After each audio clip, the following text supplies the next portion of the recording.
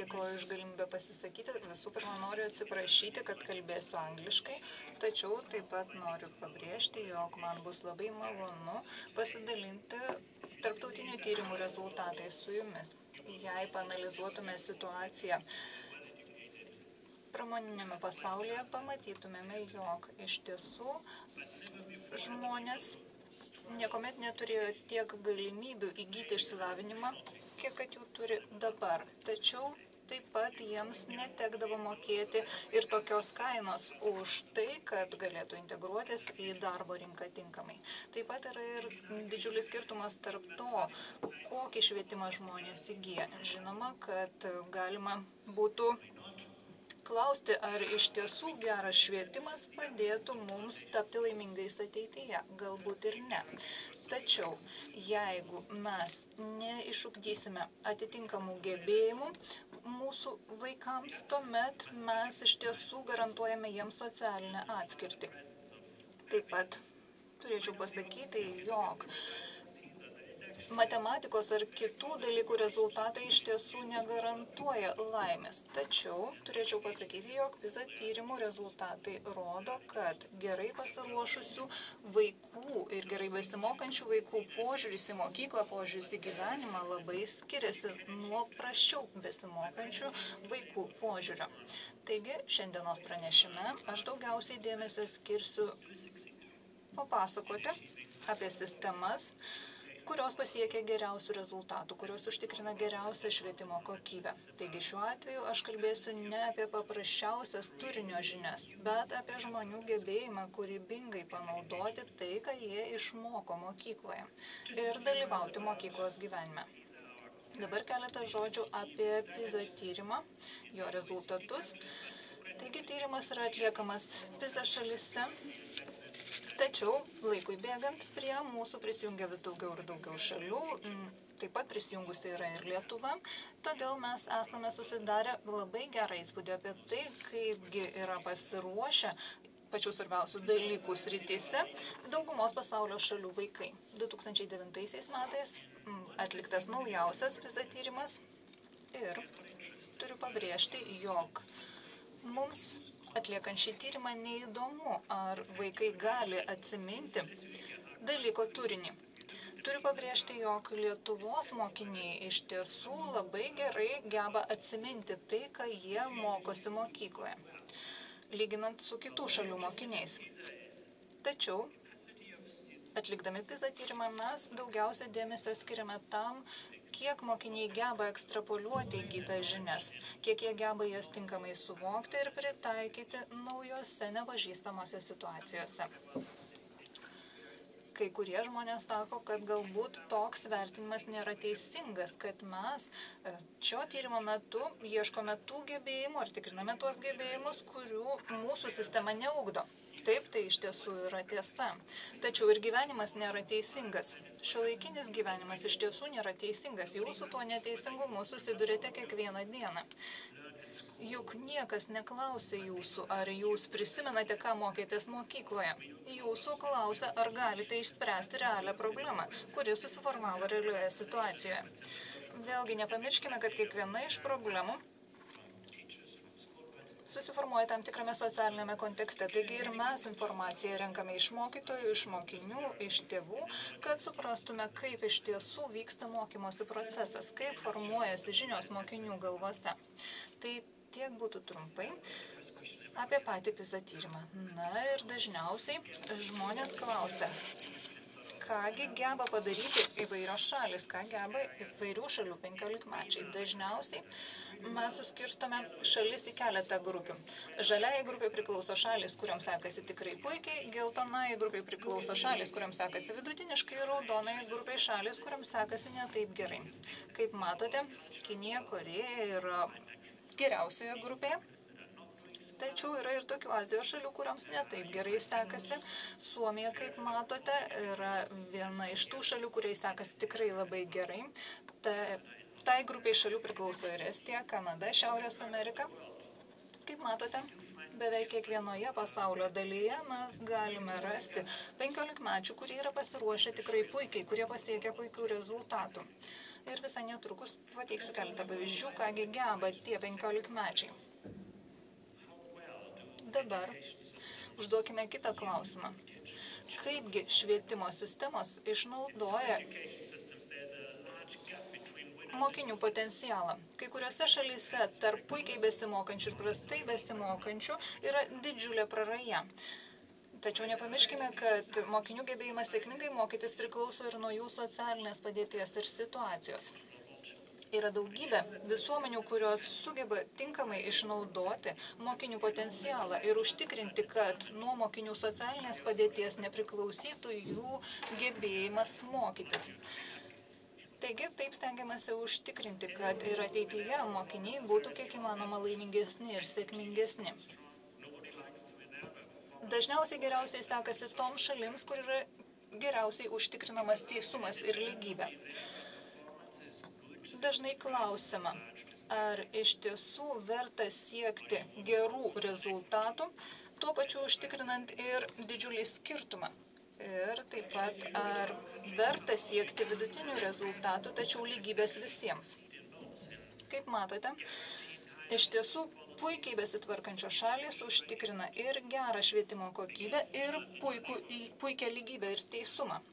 Vienas iš tokių pavyzdžių yra Suomija. Dauguma Azijos šalių, taip pat Kanada. Taigi geriausios sistemos iš tiesų padeda daugumai didžiai daliai mokinių pasiekti geriausių rezultatų. Kaip matote, šis tyrimas atliktas 2009 metais. Dabar norėčiau parodyti tas šalis, kurios PISA tyrimuose dalyvauja nuo 2000 metų. Galbūt nelabai aišku, kas skaidrėje rodoma, tačiau štai matote didžiąją dalį tų šalių. Kaip matote, apskritimo dydis, rodo, kiek iš tiesų konkreti šalis investuoja į mokinių švietimą. Kaip jau minėjo vienas iš pranešėjų, pinigai negarantuoja laimės, tačiau, kaip matote, pinigai negarantuoja ir sėkmės švietimo srityje. Jei sėkmė priklausytų tik nuo pinigų, žinoma, kad turtingiausios šalys pasiektų geriausių rezultatų ir geriausių rezultatų pasiekiančių šalių apskritimai būtų patys didžiausi. Tačiau turiu pasakyti, jog nuo švietimo finansavimo priklauso tik 20% šalies sėkmės švietimo srityje. 80% sėkmės priklauso nuo to, kaip turimi finansiniai ištekliai yra panaudojami. Taigi geriausiai sekasi toms šalims, kurios protingai pasirenka prioritetus, kurios prioritetą teikia mokytojų darbo kokybei, o ne klasės dydžiui. Tokia situacija buvo 2009 metais, o dabar pasižiūrėkime, kaip pasaulis atrodė 2000-aisiais. Štai kaip atrodė tie šalis reprezentuojantis apskritimai. Kaip matote, apskritimai 2000-aisiais metais buvo gerokai mažesni. Ir 2000-aisiais švietimui buvo išleidžiama maždaug 40% mažiau negu 2009-aisiais. Laikui bėgant švietimas tapo gerokai brangesnis, tačiau ar jis tapo tikrai gerokai geresnis? Paanalizuokime Korėjos atvejį. 2000 metais Korėja jau buvo viena geriausių švietimo sistemų EBPO tyrimų srityje. Tačiau Korėja nebuvo patenkinta savo mokinių pasiekimais. Korėjos švietėjai žinojo, kad jų vidutiniai pasiekimai yra tikrai labai geri, tačiau jie dar nebuvo sugebėję užtikrinti tikrosios kompetencijos švietimo srityje. Todėl Korėja nusprendė daugiau dėmesio ir pinigų skirti mokinių pasiekimams gerinti. Ir per 9 metus Korėja iš tiesų pajudėjo labiau į kairę. Tai reiškia, kad buvo visas dėmesys sutelktas tik tai geriausiams mokiniams ir nelygybė tik dar labiau padidėjo. Tačiau ir mokinių pasiekimai pagerėjo. Dabar pakalbėkime apie Čilę. 2000 metais jos nebuvo net šiame žemėlapyje, tačiau dabar jau galima pasakyti, kad per labai trumpą laiką Čilė savo situaciją tikrai labai pagerino. Dabar pakalbėkime apie Europą. Ambicingiausią reformą švietimo srityje įgyvendino Lenkija. Per pastaruosius 10 metų Lenkija sugebėjo skirtumus tarp mokyklų pasiekimų rezultatų sumažinti perpus. Buvo įgyvendinta tikrai labai drąsi švietimo sistemos reforma. labai drąsi mokytojų rengimo reforma. Ir kaip matote, kokiu rezultatu pasiekė Lenkija, štai kaip jį pajudėjo, reikšmingai pajudėjo ir pagerino mokinių pasiekimus. Man yra tekę kalbėti su ministru Hankė, kuris ir pradėjo šią švietimo reformą. Ir štai ką jis man pasakė.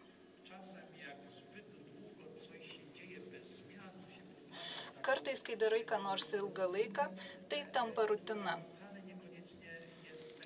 Dažnai ta rutina nėra pats geriausias dalykas, padedantis jums pataisyti situaciją.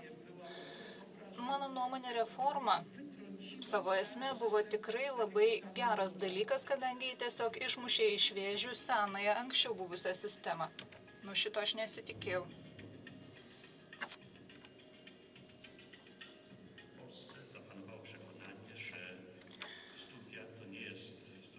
Šiandien Lenkijoje jau vyrauja įsitikinimas, kad mokslas ir švietimas nėra vien tik tai privilegijuotųjų pasirinkimas ar galimybė, kad mokslas ir švietimas yra skirtas visiems ir ypač tiems, kurie siekia aukštojo mokslo. Ir žinoma, kad per keletą metų mums pavyko beveik 5 kartų padidinti besimokančių universitetuose skaičių ir tai reiškia, jog tas padidėjimas siekia maždaug 10% visų galinčių studijuoti universitetuose. Tai iš tiesų yra didžiulė sėkmė. Daugelis kitų šalių susiduria su panašia problema. Problema yra, kaip paskatinti daugiau jaunuolių rinktis aukštąjį mokslą. Mums Lenkijoje šią problemą pavyko išspręsti ir dabar mes matome, jog galime pasiekti tikrai gerų akademinių rezultatų. Ir matome, kad dabar jau ir švietimo kokybė gerokai pagerėjo ir įgyję švietimo mokiniai neatsiduria aklavietėje. Dabar jau vidurinės mokyklos Lenkijoje atveria savo absolventams daug daugiau galimybių gyvenime ir daug daugiau galimybių įgyti aukštą išsilavinimą.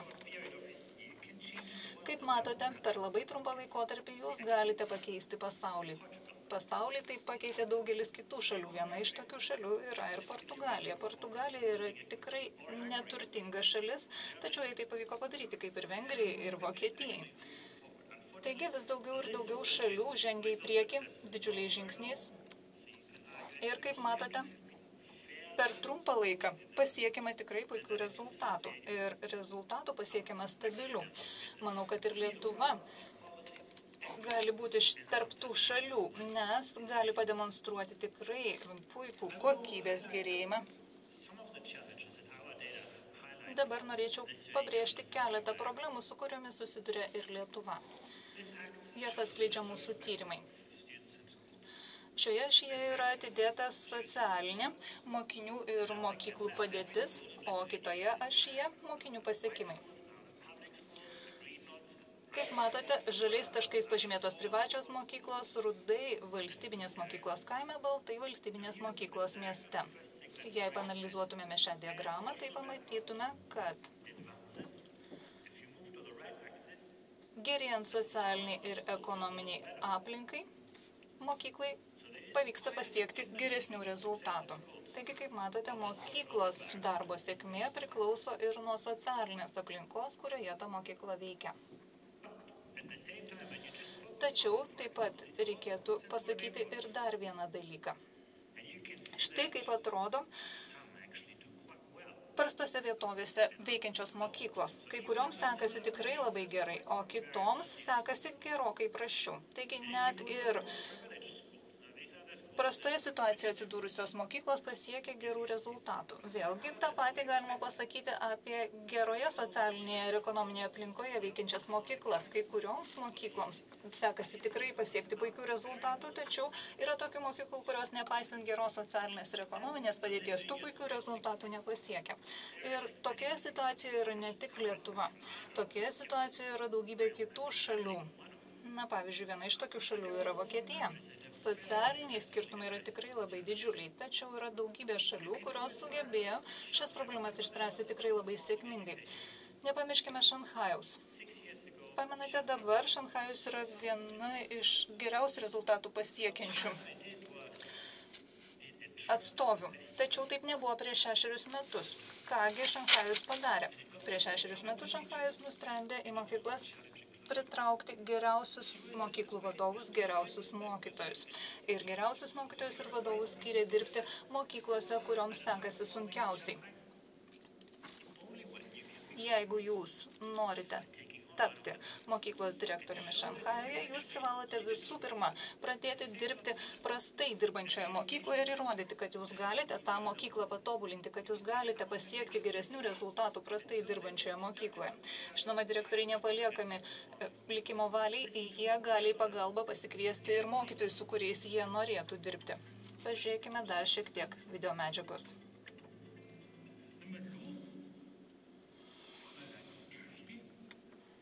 Kaipgi pakeisti šią situaciją?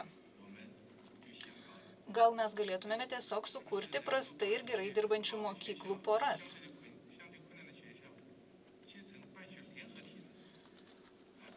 Taigi mes pasiūlėme tai mūsų savivaldybės atstovams ir plačiai visuomeniai. Ir pradėjome kurti tokias bendradarbiaujančių mokyklų poras. Kaipgi mes tai padarėme? Tiesą sakant, savivaldybės lygmenių mes sukūrėme naują politiką. Politiką, kuri skatino geras mokyklas dirbti su prasčiau dirbančiomis mokyklomis ir padėti joms pasiekti geresnių rezultatų. Antra, mes paskatinome šias gerai dirbančias mokyklas pasirašyti bendradarbiavimo konsorciumų sutartis. Šiuose sutartyse mes aiškiai apibrėžiame kiekvienos iš mokyklų atsakomybę, teisės ir pareigas. Kodėlgi aš parodžiau jums šią video medžiagą? Todėl, kad norėjau, jog jūs nemanytumėte, kad Šanchajus yra labai toli, jų kultūra kitokia ir dėl to jums pasisekė. Noriu pabrėžti, kad per pastaruosius 6 metų kinai nepakeitė savo kultūros, nepakeitė mokytojų, nepakeitė mokinių, tiesiog pakeitė požiūrį į tai, kaip reikėtų šalinti skirtumus egzistuojančių švietimo srityje. Ir žinoma, kad įrodė, jog keisdami požiūrį, keisdami veiklos pobūdį mes galima pakeisti situaciją. Ta pati galima pasakyti ir apie Lenkiją. Juk Lenkija nepakeitė savo mokytojų ir situacijos, jis tiesiog pakeitė požiūrį į tai, kas ir kaip turėtų būti daroma. Ir ėmėsi veikti kitaip. Taigi, kiek mokinių patiriančių socialinius ir ekonominius sunkumus visgi pasiekia gerų rezultatų. Tokius mokinius mes vadiname atspariais mokiniais. Jų yra labai daug Azijoje ir Suomijoje. Maždaug pusė socialinių ir ekonominių nepriteklių patiriančių mokinių pasiekia puikių rezultatų mano minėtose šalyse. Daugelį šalių, taip pat ir Lietuvoje, 1 iš 5 socialinių ir ekonominių sunkumų patiriančių vaikų pasiekia gerų mokymos rezultatų. Kai kuriuose šalyse situacija yra prastesnė. Ir tose šalyse, jei esi iš skurdžios šeimos, vadinasi, ir gerai mokytis negali. Tačiau yra daugybė šalių įrodančių, kad iš tiesų yra būdų, kaip padėti socialinių ir ekonominių nepriteklių patiriantiems vaikams mokytis gerai. Taigi, grįžtame prie laimės klausimo. Ar iš tiesų visą tai turi reikšmės? Ir ar galima pagal 15-mečių pasiekimus spręsti apie tai, kiek laimingi vaikai bus ateityje? Ir ar jiems gerai seksis mokytis universitetuose, ar jiems pavyks rasti gerą darbą? Tiesą sakant, PISA tyrimo rezultatai rodo, kad iš tiesų yra tokių dalykų kaip disciplina, pavyzdžiui, mokytojo elgesys ar gebėjimas pažvelgti mokinių akimis, tėvų lūkesčiai, mokinių ir mokytojų tarpusavio santykiai, kurie iš tiesų turi daug poveikio tam, kiek mokiniams seksis siekti gerų rezultatų ir kaip jiems seksis ateityje. Ir tikrai turime nemažai mokinių, kurie sako, aš matau, kad mano mokytojas mane supranta, jis mane girdi, jis man padeda ir tai yra tikrai puiku. Tačiau, jei mokykla laikosi požiūrio, vaikų šiais metais nesisekė mokytis, tegul jis kartoja kursą ir dirba su kitu mokytoju. Tokiu atveju mes jau nebegalime pasiekti tokių puikių rezultatų. Yra nemažai švietimo sistemų Europoje, kuomet, sakykime, mokiniai yra skirstomi į atskiras grupės. Ir jeigu vaikui nesiseka mokytis vidurinėje mokykloje, jis yra tiesiog siunčiamas toliau tęsti mokslus profesinėje mokykloje. Tačiau tai nepadeda pasiekti geresnių rezultatų. Tai nepadeda užtikrinti gerų šio mokinio pasiekimo ateityje. Ta pati galima pasakyti ir apie mokinių išmetimą iš mokyklos. Tokie dalykai nepadeda siekti visiems gerų rezultatų. Ir tą patį galima pasakyti apie daugelį šalių. Nacionaliniai lygmens egzaminai ar valstybiniai egzaminai, aiškiai apibrėžti lūkesčiai iš tiesų padeda mums garantuoti mokinių sėkmę ateityje. Kai kurios šalys mano, kad kuo daugiau testuosime mokinius, tuo geresnių rezultatų pasieksime. Tačiau PISA tyrimai to neįrodo. Tai nėra neigiamas aspektas, bet vis dėlto tai nepadeda pasiekti geresnių rezultatų. Vėlgi, jeigu dažniau testuojame, galbūt užtikriname geresnę lygybę ar vienodas sąlygas. Mokyklų autonomija yra tikrai labai svarbus veiksnys lemiantis sistemos sėkmę. Prie to dar grįšiu vėliau, nes mokyklos autonomija priklauso nuo konteksto, kuriame veikia mokykla. Dabar pakalbėkime apie galimybę rinktis ir konkurenciją. Kai kurios sistemos yra įsitikinę, kad reikia daugiau galimybių rinktis ir didesnės konkurencijos, tačiau vis dėlto tai netiek jau daug padeda pasiekti geresnių rezultatų. Ta pati galima pasakyti ir apie privačias mokyklas. Nedažnai privačios mokyklos pasiekia geresnių rezultatų, gerokai geresnių rezultatų, negu kad valstybinis finansuojamos mokyklos.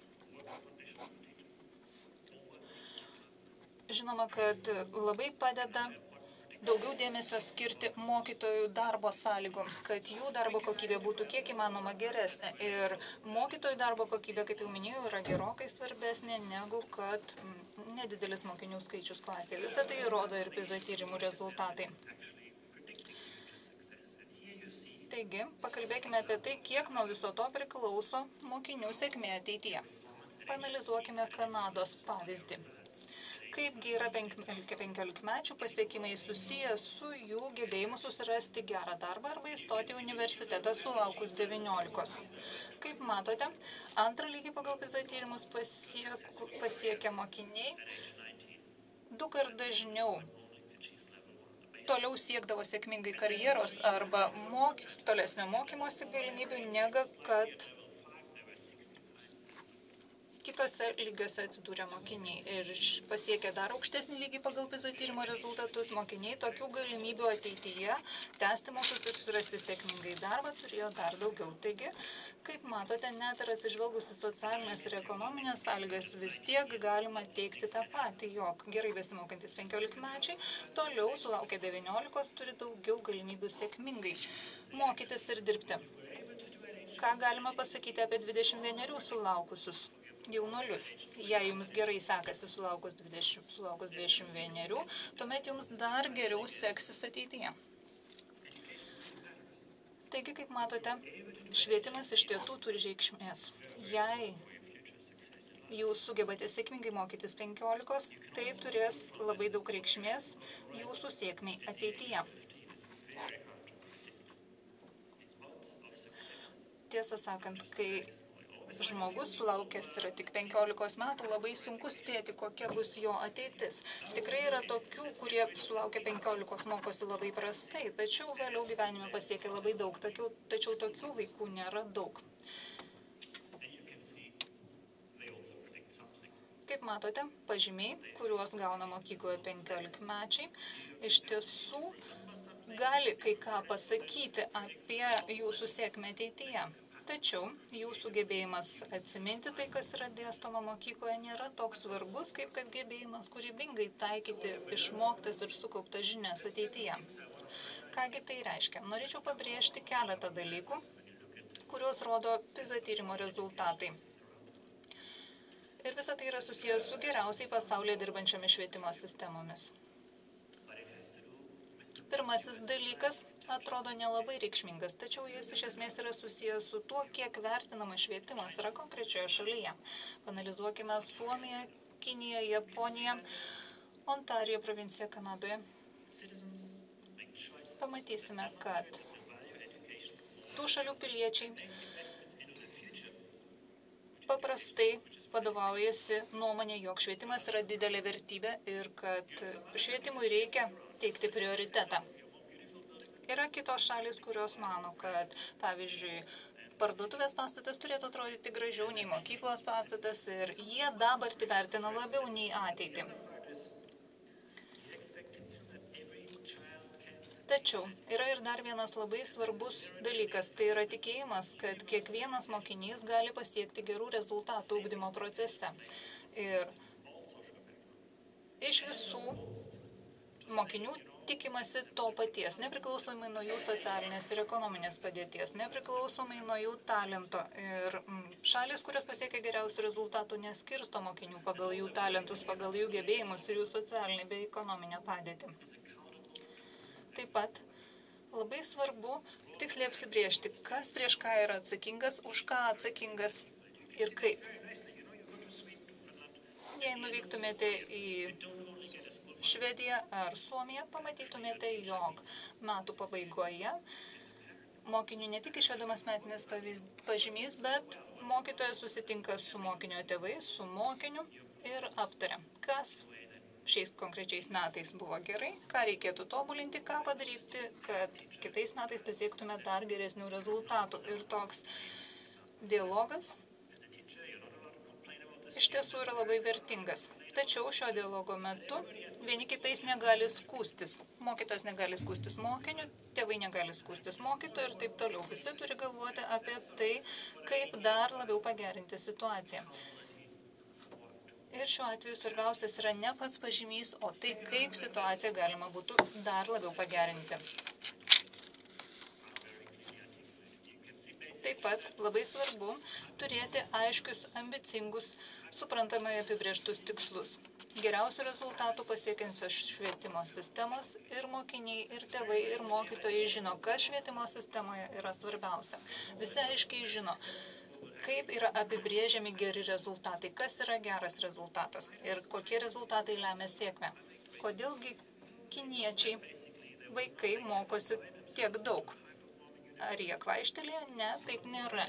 Jie tiesiog žino, kad jei jie nesimokys gerai, jei jie neskirs pakankamai pastangų mokslui mokykloje, nei vienas darbdavys nepažiūrės į jų pusę. Ir galimybių mokytis universitete jie neturės. Taigi, gerų rezultatų pasiekiančios sistemos iš tiesų turi aukšto lygio metokognityvinį dėstymo turinį.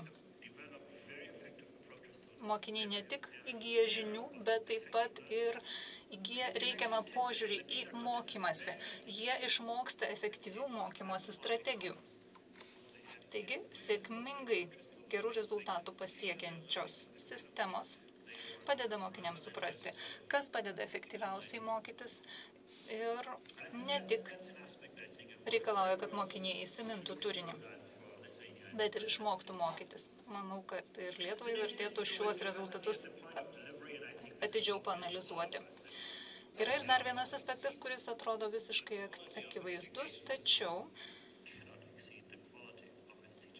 tiesą sakant, švietimo sistema gali būti tik tiek kokybiška, kiek kokybiški joje dirbantis mokytojai. Todėl yra labai svarbu skirti daug dėmesio ir išteklių mokytojų darbo kokybei gerinti. Žinoma, kad atlyginimai yra vienas iš aspektų ir Lietuva tam skiria labai daug dėmesio, tačiau mokytojų atlyginimai nėra pats svarbiausias aspektas. Gerokai svarbesni yra aspektai susiję su tuo, kaip mokytojai žiūri į savo profesiją, į karjeros galimybes. Jei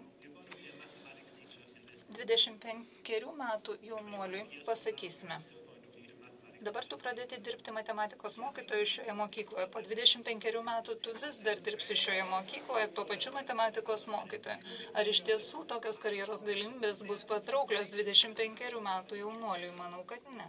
Yra iš tiesų daugybė būdų, kaip pasiūlyti jauniems mokytojams įdomias ir patrauklias karjeros galimybės. tą patį galima pasakyti ir apie mokyklų direktorius. Mokyklų direktoriai ne tik vadovauja mokyklai kaip pastatui, jie vadovauja visam procesui vykstančiam mokykloje. Ir į mokytojų raidą iš tiesų reikėtų investuoti. Pavyzdžiui, Šanchajuje labai daug investuojama į mokytojų profesinę raidą. Kas 2 metai mokytojų profesiniai raidai skiriama 240 valandų. Singapūre 100 valandų per metus yra skiriama mokytojų profesiniai raidai. Taigi, tai yra tikrai labai svarbus dalykai. Dažnai žmonės sako, svarbiausia yra tinkamai atsirinkti potencialius mokytojus. Tačiau, jei mes tik tai lauksime to stebuklingo kosminio laivo, kuris atveš mums visą komandą gerų mokytojų, nieko taip ir neįvyks. Taigi klausimas turėtų skambėti taip, kaip patobulinti turimus mokytojus, kaip pagerinti jų gebėjimus. Štai ką pasakė Suomijos atstovė. Ministrė?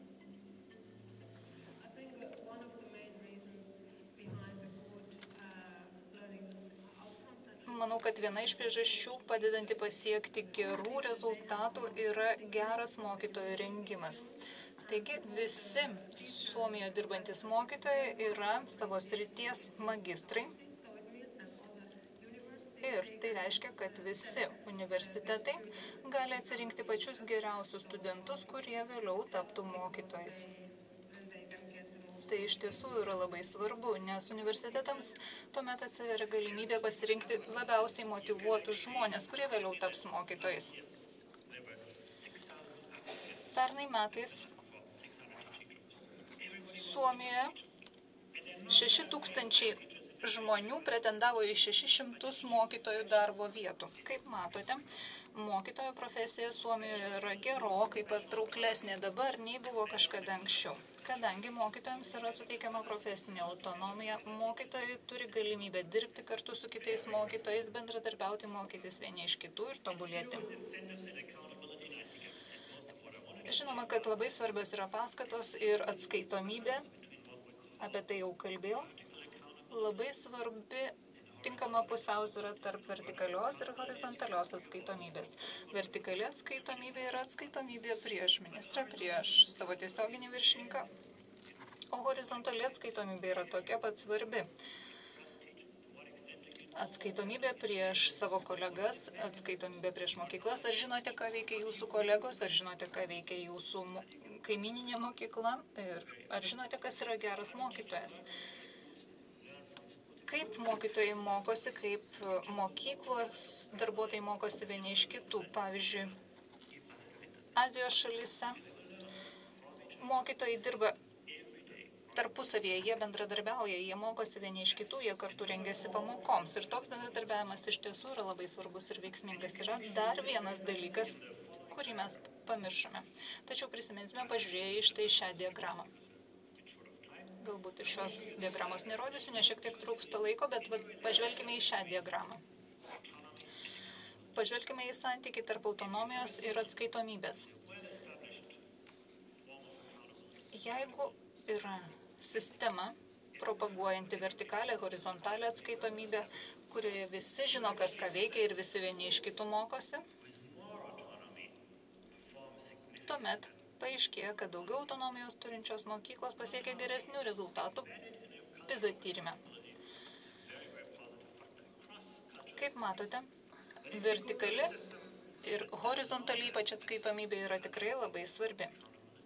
Tačiau, jei mes pažvelgsime į sistemas, kuriuose nėra taip aiškiai apibrieštų atskaitomybės sričių, tuomet autonomiškai dirbančios mokyklos pasiekia prastesnių rezultatų. Taigi, labai svarbu į atskaitomybę ir autonomiją bei turimus išteklius žvelgti ne atskirai, bet ieškoti tarpusavyje susiformuojančių sąsajų, kurios padeda pasiekti geriausių rezultatų. Pažiūrėkime, kaipgi situacija keitėsi laikui bėgant. Visos šalis turėjo rinktis, kiek reguliuoti švietimo sistemą ir kiek autonomijos suteikti mokykloms reformos srityje. Anksčiau švietimas buvo šiame stulpelėje. būdavo labai detaliai nurodoma, kuo turi užsiimti konkreti mokykla. Tačiau šiandien reguliavimo yra vis mažiau ir mažiau. Ir šiandien, pavyzdžiui, Suomijoje pagrindinės reformos lyderės ir varomosios jėgos atstovės yra būtent mokyklos. Daug kas sprendžia patys mokytojai. Dabar keletą žodžių apie išteklius. Dažniausiai, kaip analizuojame situaciją skirtingose šalyse, matome, jog daugiausiai priklauso nuo to, kaip mes sugebame pasirinkti prioritetus turimiems ištekliams investuoti. Taigi ne nuo išteklių dydžio, o nuo jų investavimo prioritetų daug kas priklauso. Jei panalizuotumėme, kas vyksta Vokietijoje, Meksikoje, Lietuvoje ar Suomijoje, pamatytume, kad daugiausiai skirtumų lemia tai, kaip mes sugebame panaudoti išteklius tose srityse, kurioms tų išteklių labiausiai reikia. Nepamirškime Šanchajaus. Šanchajoje vėlgi geriausi mokytojai, geriausi direktoriai buvo sutelkti į pačias prasčiausias mokyklas ir situacija iš esmės pasikeitė. Dabar norėčiau parodyti dar trumputę vaizdo medžiagą, kuri buvo parengta toje šalies dalyje, kur gyvena maždaug 5 milijonai labai vargingai gyvenančių žmonių, tačiau per trumpą laiką jų situacija pasikeitė.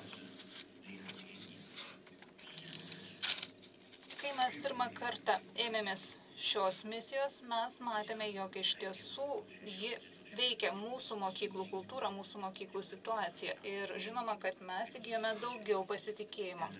Na, pavyzdžiui, kai kuriuose mokyklose šių mokinių pažymiai buvo tikrai labai prasti.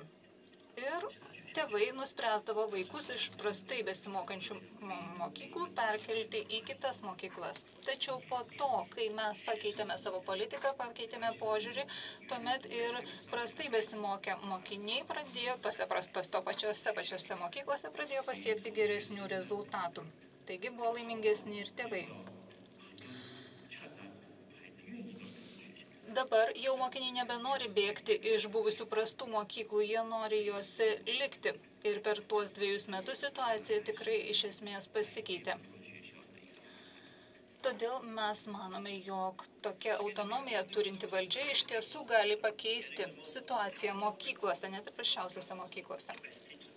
Kaip matote, į prasčiausiai dirbančias mokyklas, tai reikia sutelkti geriausius mokytojus ir geriausius vadovus ir situacija iš karto pasikeis. Žinoma, kad mes turime analizuoti ne tik kaip vaikai mokosi, bet kaip mokosi ir mokytojai, kaip mokosi švietimo sistemos. Ir mes matome, jog geriausiai sekasi toms sistemoms, kurios stengiasi mokytis iš kitų, kurios nesusitelkia vieni save. Ir kasgi rodo, jog rezultatai yra tikrai puikus, ogi sumažėja skirtumai tarp atskirų mokyklų. Vėlgi pažvelkime į Suomiją. Skirtingų mokyklų pasiekiami rezultatai skiriasi tik 5%.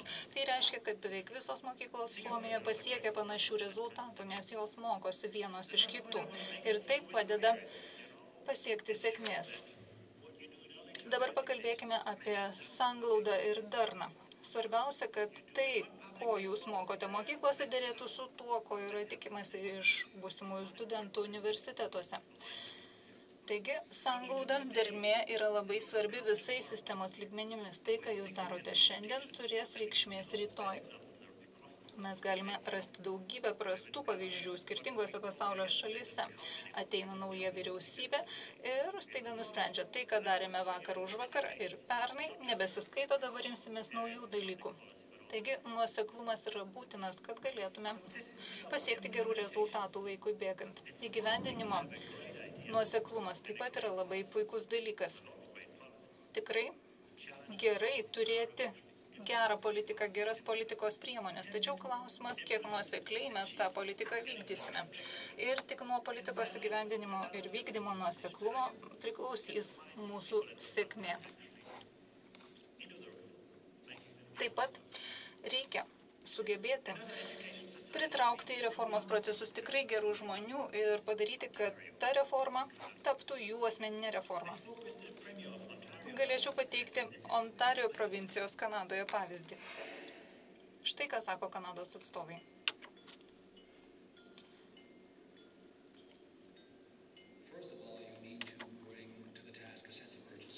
Visų pirma, reikia duoti visiems suvokti, kad klausimas yra neatidėliotinas, kad tai, ką mes sprendžiame, yra tikrai svarbus prioritetas. Tuomet reikia sudaryti planą, tuomet reikia įtraukti mokytojus ir kitus procesų dalyvius ir tuomet jums prireiks atkaklumo.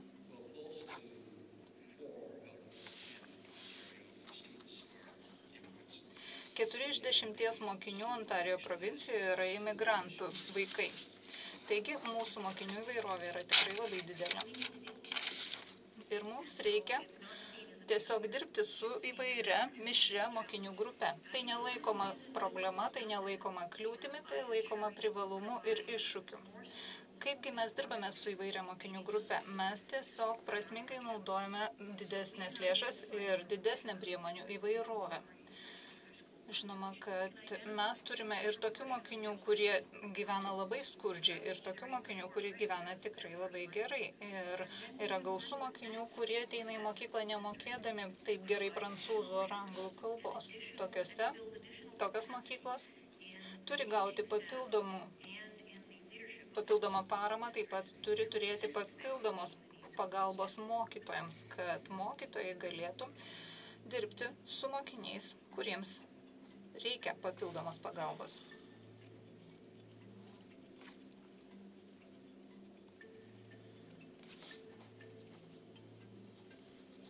Laikui bėgant, mokiniai pasiekia vis geresnių rezultatų ir vis daugiau mokinių sėkmingai baigia mokyklą. –